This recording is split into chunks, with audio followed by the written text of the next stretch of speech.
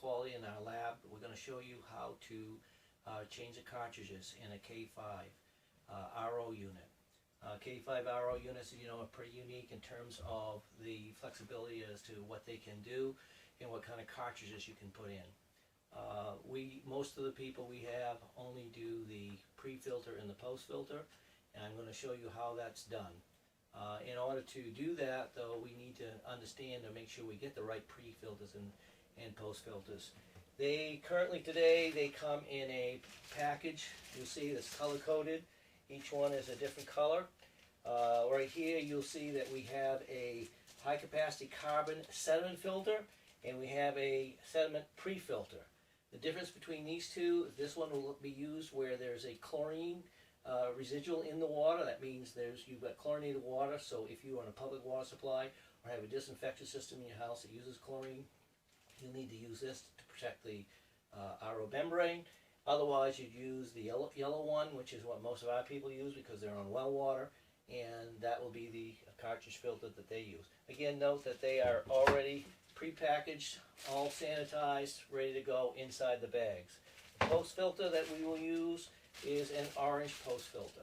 I'm not going to take these out of the bag. I'm just going to show you taking the existing ones in and out. Okay, I also would like to mention something about the post filter that are in these units. They call them MatGuard filters. What there is in this filter is a device that allows the unit to only pass 500 gallons before it actually shuts your water off. We will quite often get a call from a customer that says, well, geez, my RO's not putting on any more water. They forgot that we told them that after 500 gallons of use that the cartridge will activate a valve inside the unit that will shut the water off. And it won't be completely gone. You'll get a trickle out, but you know that there's something wrong. That is one unique thing about the product, and make sure that you change the cartridges on time.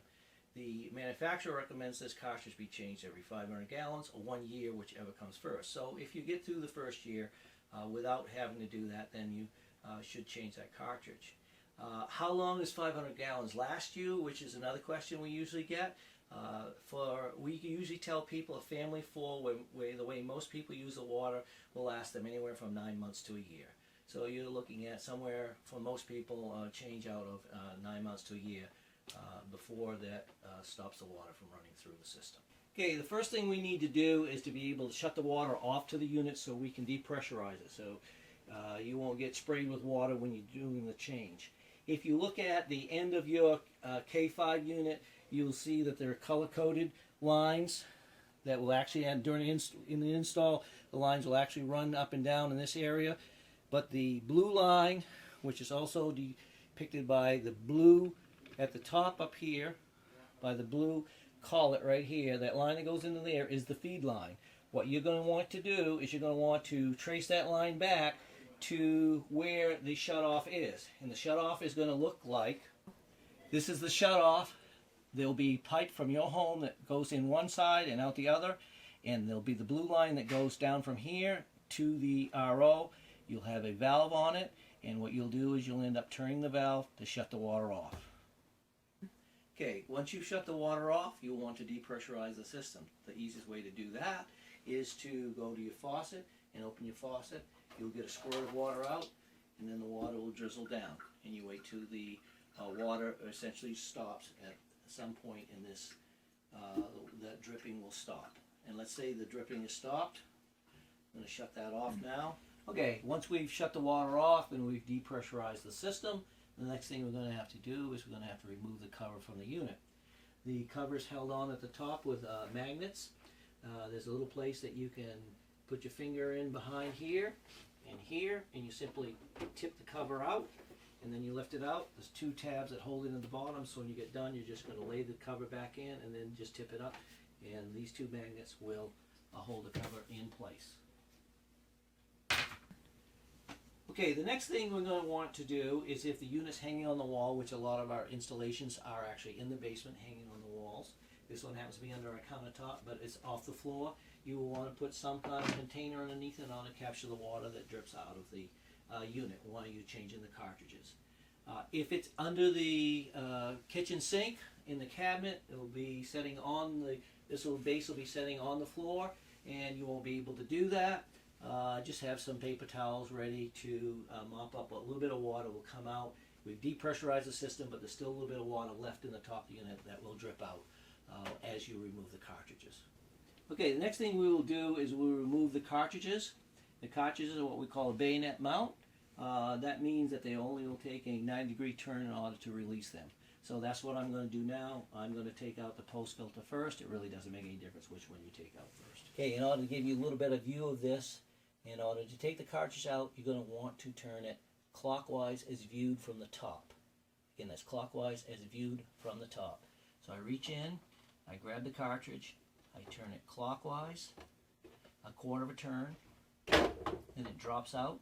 I can lift it up, and then I can set it down.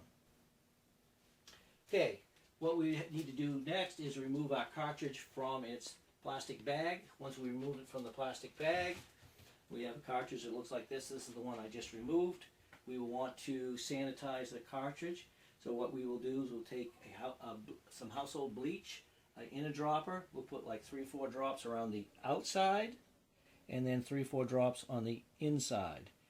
That will reassure us that anyone that had handled the cartridge, or if it had been handled before it went in the bag, we've sanitized the part that will be in contact with the water. Okay, when we get ready to put the cartridge in, what we need to do is make sure that our tabs on either side of the unit are lined up properly so that it will fit into the unit. You will notice on this unit, on the post filter, there is a white piece in the center. There is a blue stick that comes down that fits into that. So you have to be careful when you put that in, that blue stick ends up in the center of this white star-shaped piece that you see in the middle. This is only on the post filter. The pre-filter does not have that. This is part of the mechanism in the MacGuard filter in order to shut the water down so we can control how much water you put through the unit. So now what we're going to do is we've got it oriented correctly. We're going to place it in the system by putting it down through the hole and then lifting it up into the position.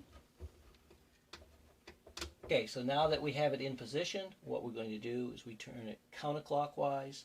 Again, as viewed from the top, 1/4 of a turn. It will turn like that, and now that cartridge is seated.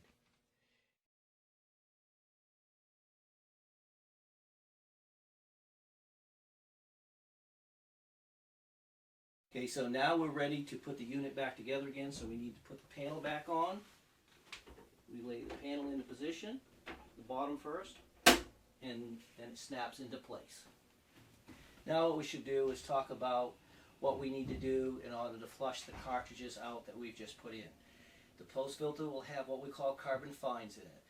When that unit is shipped, the carbon will move around in it. There'll be some dust that will come off the carbon that's in that. Also, we will have air in the unit. We'll have air in the pre-filter, in the post-filter. We need to purge that.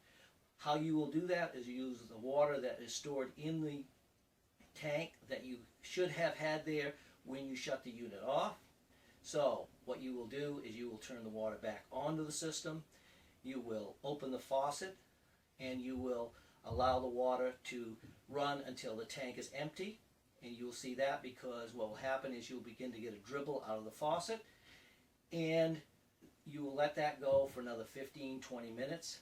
You'll shut the faucet off, then you wait an hour or two, and you'll have water ready to go again. Don't be alarmed when you first turn the faucet on and you see a bunch of gray, milky water come out of that faucet. Those are the carbon fines. That's perfectly normal. Those will rinse out with that tank of water that you're going to run through it. And that's it. You should have clean, beautiful water to use again.